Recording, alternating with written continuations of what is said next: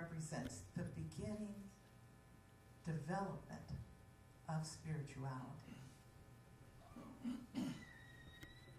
So what is the story about metaphysically? What does it really mean? What is the significance? Some say that it is about the birth of the Christ. But when you really think about that, that's not possible. The Christ is the light and the love of God that is present in each one of us. It is our true spiritual identity. Is it not? Yes. That's who we really are. It is therefore as eternal as God. Therefore, it can't be born. What can be born, however, is our awareness of this true Christ nature that lies within each of us. Someone has said, and it's such a beautiful saying, that though Christ 1,000 times in Bethlehem be born, if this Christ is not born within each one of us, the world and ourselves included is just all forlorn. It is never going to be a peaceful place. It is never going to be a place that works, a world that works for everyone. So what is to be, what this can be, and what should be then, is the birth or the rebirth every Christmas in everyone who is willing. Our personal surrender to this Christ Spirit must be reborn every Christmas. Every Christmas. And that is a tall task for us, is it not? Yes. To experience this fulfillment or this increased realization every Christmas that this Christ is being reborn anew in us each Christmas when we allow it to. So we are allowing more of the Christ to begin to express through us. You know, we can believe or not that Mary was a mortal virgin. It really doesn't matter. It is, however, metaphysically true that the birth of the Christ consciousness or the birth of this Christ awareness is always a virgin birth. Its source, however, is never the tangible or the manifest world that we see outside of us. It's never found in the world around us. It's never found in the Christmas tree. It's never found in all of the gifts that everybody is rushing around, probably still now, trying to shop and to buy those last minute presents. We're not going to find the Christ Spirit there, are we? What it is our willingness, when we are willing to embrace this implanted divine Christ Spirit, this Christ consciousness, this divine awareness of this Christ that lies within us. That is what really matters in the Christmas story. That is what. Did you ever wonder why they don't call it Jesusmas instead of Christmas? It's because it's about the Christ. And each one of us, like our way shower Jesus, we have all been anointed with this Christ indwelling spirit, just like Jesus had. The difference between us and Jesus is that he had highly developed his Christ consciousness. Many of us are still beginners, let's say, in this realm. However, but each Christmas, we have a renewed opportunity, don't we, to once again embrace this Christ consciousness. Another interesting thing when you think about the metaphysical aspect of the Christ story or Christ Mass is the two men that were involved. For example, Zechariah You all remember who Zechariah was. He was the husband of Elizabeth, right? And recall the biblical story, which is found in Luke, that Elizabeth, who was like 90 years old or more, was told by the angel that she was going to bear a son. And Zechariah, Elizabeth's husband, quote unquote, he knew that Elizabeth was too old to be having a baby. What was up with this? He knew, end quote. And then you look at Joseph, the espoused husband of Mary. They were only engaged. They had not been married. But Joseph was also told by an angel, what? That Mary was going to give birth to a son also. That's found in Matthew, by the way.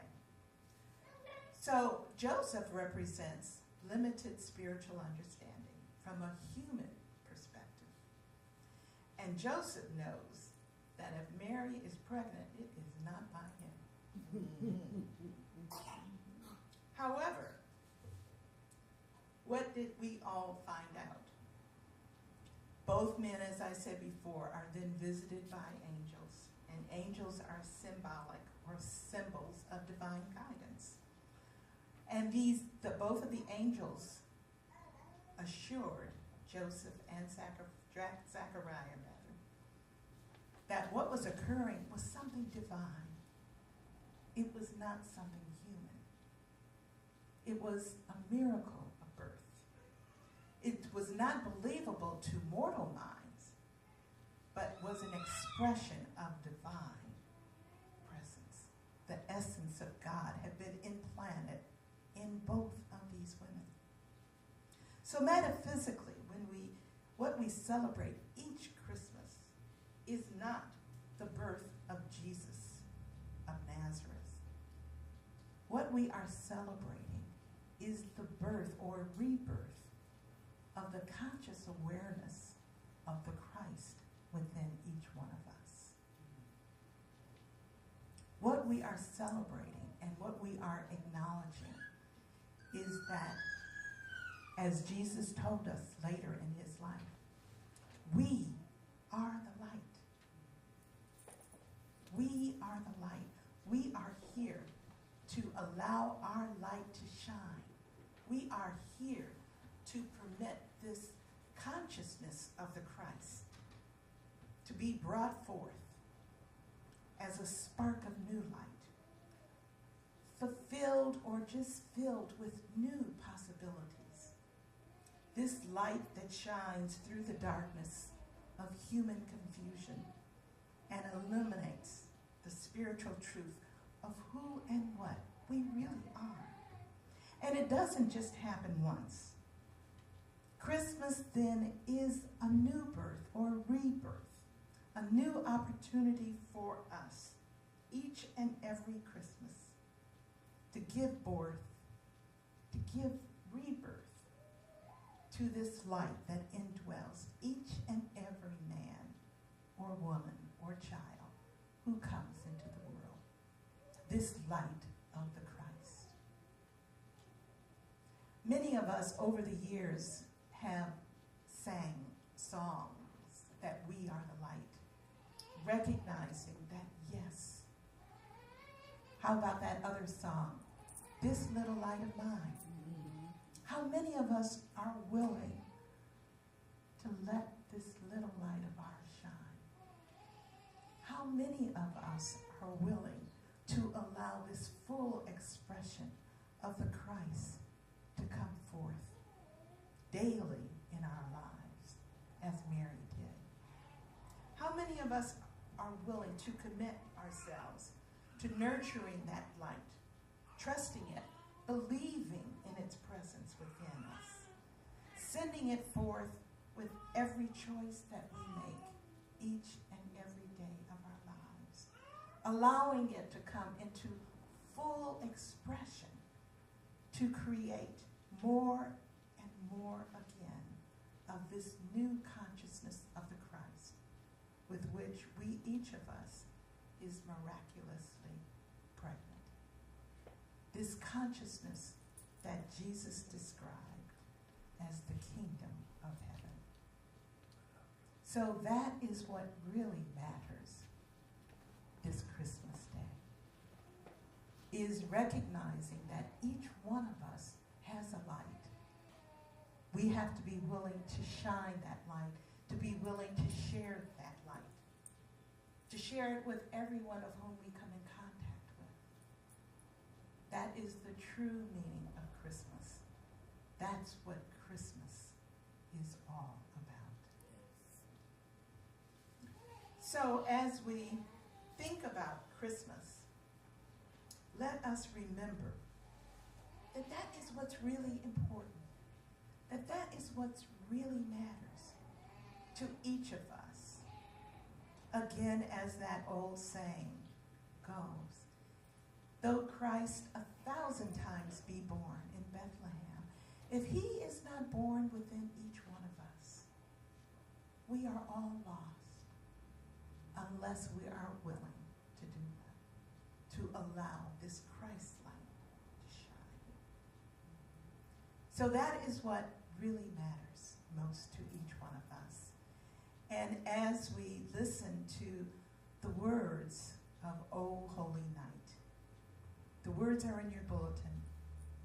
I'd like for you to pay attention, because following the singing of O Holy Night, we are going to have the lighting of the individual Christ light for each one of us. And I'd like for you to hold this thought as you come up individually, to light your light from the unity light and place it next to the unity candle. I want you to think about that, yes, and accept the responsibility. Yes, I